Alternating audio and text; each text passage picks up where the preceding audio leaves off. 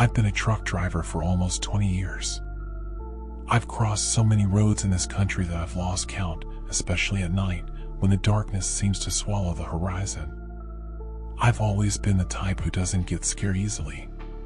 Storms, poorly lit roads, and hours of solitude never frightened me. But that night, something was different. I was on my way to make a delivery in a small town in the middle of nowhere. It was supposed to be a quiet route, but just before reaching the main road, I was informed about a detour.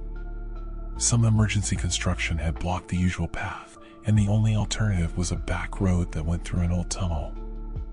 I'd never heard of that place before, but the diner attendant, where I stopped to grab a coffee, was quick to warn me, "Watch out for the tunnel. No one's used that road in years. They say it's haunted." He laughed afterward, as if it were a joke, but the strange gleam in his eyes stuck with me. I shrugged it off. I'm not the kind who believes in that stuff, but as I got closer to the tunnel, a strange heaviness started to fill my chest. It was as if the air around me grew denser, and an unexplainable discomfort began crawling up my spine. On that isolated stretch, the feeling that I was being watched was almost unbearable. The tunnel appeared ahead, a black hole in the middle of the mountain. The truck's lights seemed dim, and the silence was almost supernatural. Every instinct I had told me to turn the truck around and go back. But I had a load to deliver, and to make matters worse, there was no other route. I swallowed my fear, stepped on the gas, and entered the darkness. As soon as I crossed the tunnel's entrance, the darkness engulfed me in a way I had never experienced before. The truck's headlights, which were always strong, barely managed to penetrate the blackness surrounding me. It was as if the darkness itself was alive, absorbing the light and suffocating the air around me. The silence was absolute, oppressive, and only the rumble of the engine and the rhythmic sound of the tires on the asphalt broke that void. Suddenly, the radio, which had been turned off, began to emit loud, distorted static. I found it strange, but didn't think much of it until, in the middle of the static, I heard something. Voices, whispers that were barely audible, as if speaking from far away.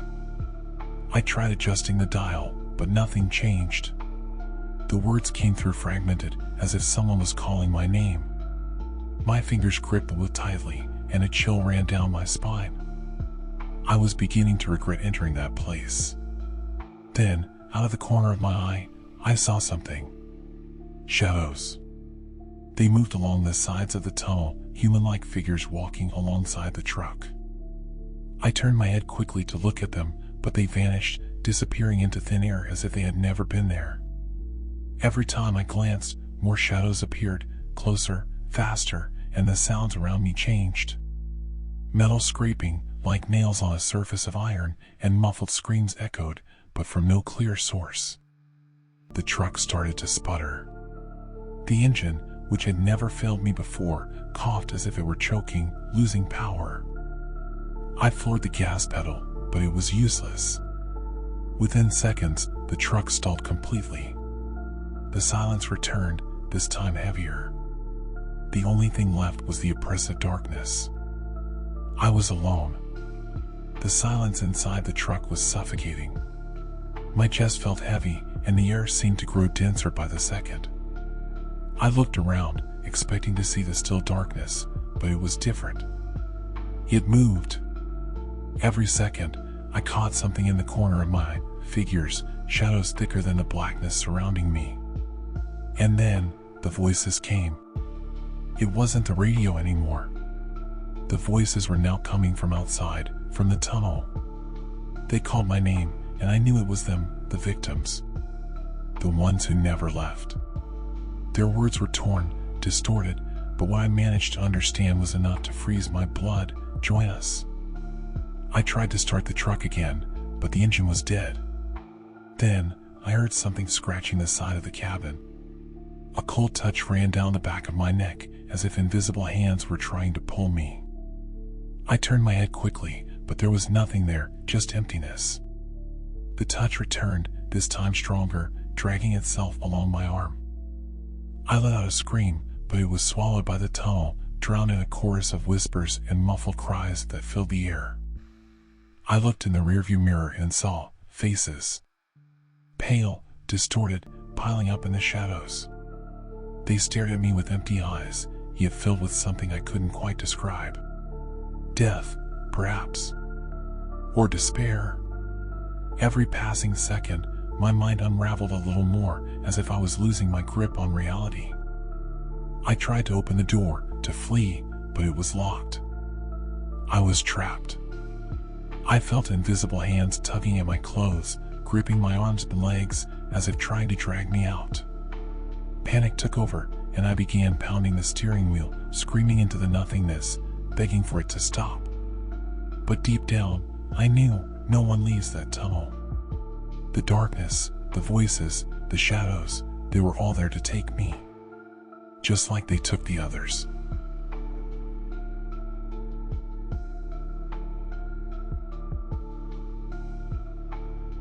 The first thing that hit me upon arriving at the lighthouse was the silence.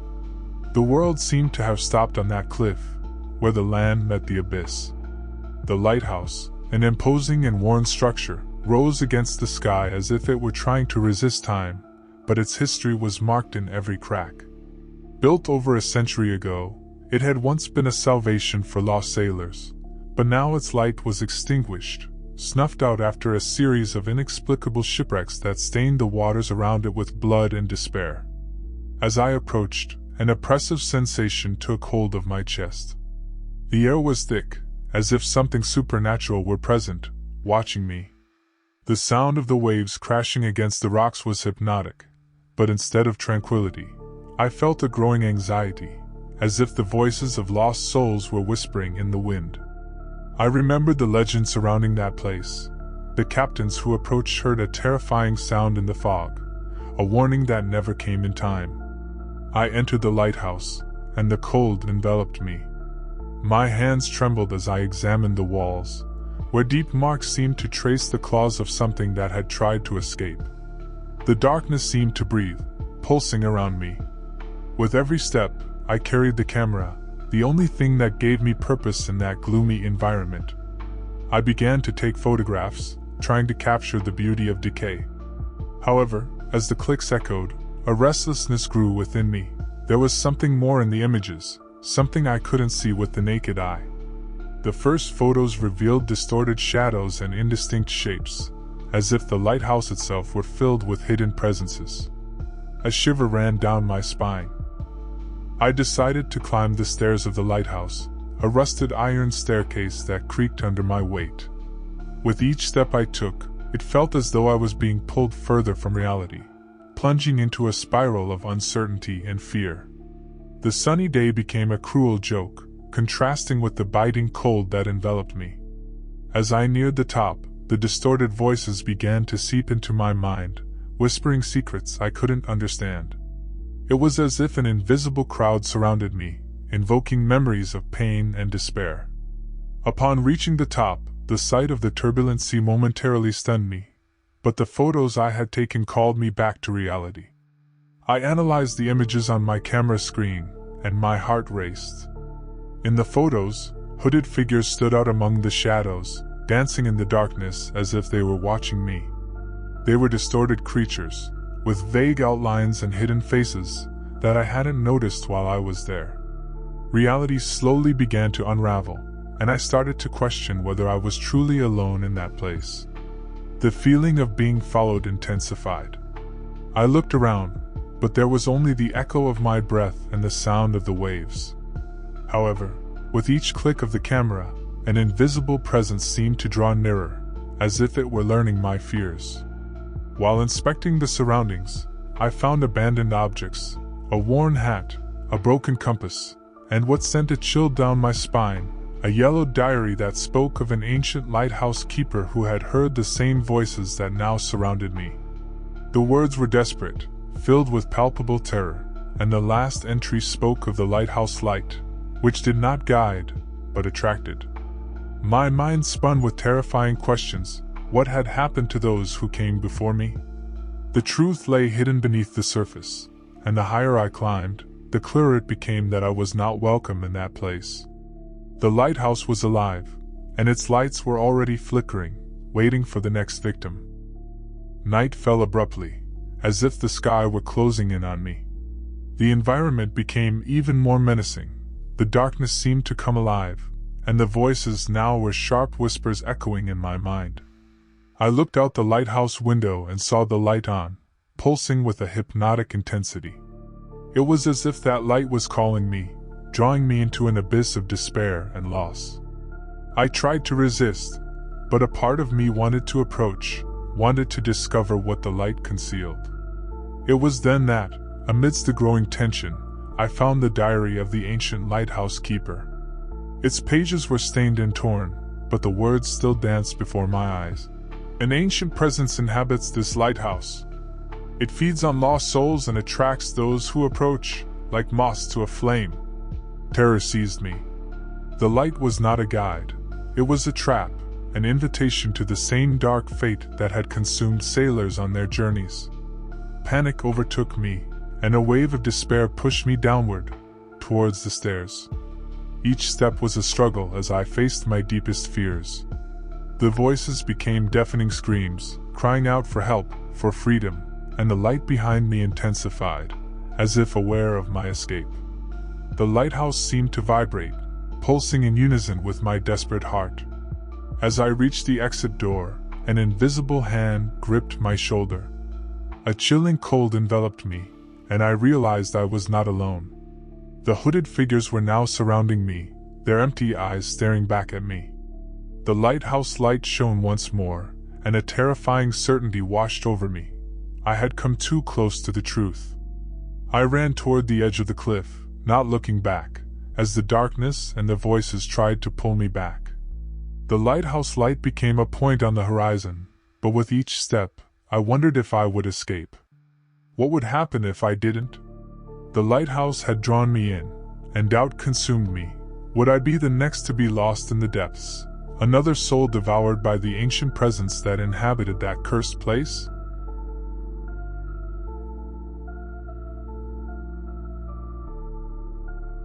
When I decided to rent that old country house, all I wanted was to escape the stressful routine of the city. Life had become an exhausting cycle of work and obligations, and I longed for a weekend of tranquility, away from all worries. The property's listing caught my attention with its rustic architecture and a garden that, although a bit neglected, still exuded a nostalgic beauty. As soon as I arrived, the first impression was one of peace. The house, with its dark wooden walls and framed windows, seemed straight out of a fairy tale. The smell of moss and old wood filled the air, and I took a deep breath, trying to absorb the serenity of the place. However, as I ventured through the hallways, a slight unease began to settle in.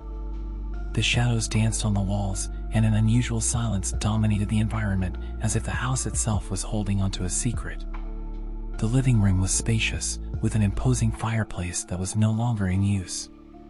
The armchairs, covered in a heavy, faded fabric, seemed to watch my every move. It was as if the house was aware of my presence, and the thought that I was not truly alone made me restless. When I looked out the window, I saw the vast field surrounding the property, a magnificent sight, but still, something felt out of place. A sensation of being watched enveloped me, and I tried to push the idea away, telling myself it was just the anxiety of modern life following me. But deep down, I knew there was something more there, something I still couldn't comprehend. On the first night, as I settled onto the sofa in front of the fireplace, I heard a sound coming from upstairs. It was like the echo of footsteps, rhythmic and heavy, that seemed to be approaching. I swallowed hard, trying to convince myself that it was just the old floorboards of the house settling. But the footsteps continued, resonating in the darkness. With each creak, my heart raced. The next morning, as I got up, I noticed that my backpack was displaced, even though I had left it in a corner of the room. I tried to ignore it, thinking that I might have just been distracted, but the unease was starting to transform into something more tangible.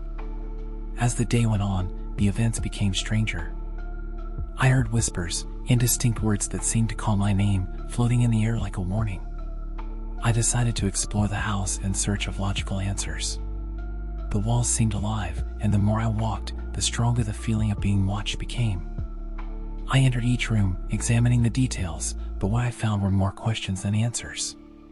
The old clock in the living room, which had seemed stopped, now marked the same hour incessantly. It was in the attic, among cobwebs and dusty objects, that I found the diary. The pages were yellowed and fragile, as if time had left its mark. I read about the life of a woman named Elvira, who had inhabited the house years ago. Her fate was tragic, accused of witchcraft and murdered by her neighbors. Her last words echoed like a lament. With each sentence, the weight of the story hit me, revealing that I was not just in an old house, but in a place where the past still haunted the present. The diary became a dark warning, and the feeling that I was not alone intensified with every word I read. With every page I turned, a sense of dread enveloped me. Elvira's diary mentioned that no one who had passed through the house had come out unscathed. Her words became a terrifying echo in my mind. What did that mean? I felt the fear growing within me, and a desperate urgency took hold. I needed to get out of there, but an invisible force kept me trapped, as if the house didn't want me to leave. That night, as I tossed between sleep and wakefulness, Elvira's presence became more intense. I saw her image floating before me, her eyes filled with pain and resentment. In a cold whisper, she began to tell me her story, how she had been unjustly accused, how the betrayal of her neighbors led to her death. Her lament echoed in my ears, and I realized her quest for vengeance was far from over. The tension reached its peak when I realized that it was not just the objects moving or the footsteps pursuing me. I was at the center of that storm. With each whisper, with every shadow crossing my line of sight, reality became more distorted. The voices cried out for justice, and terror took over me when I realized that Elvira had chosen me as her next target. I was not a visitor, I was part of the house's dark history. Desperate, I tried to escape, but the doors closed around me. The air grew thick, and the feeling of despair consumed me. The diary fell from my hands, its pages now blank, as if my own story was being erased. I looked at the shadows around me and understood, with horror, that I was next. The past intertwined with the present, and the house, with its dark secrets, would not let me go.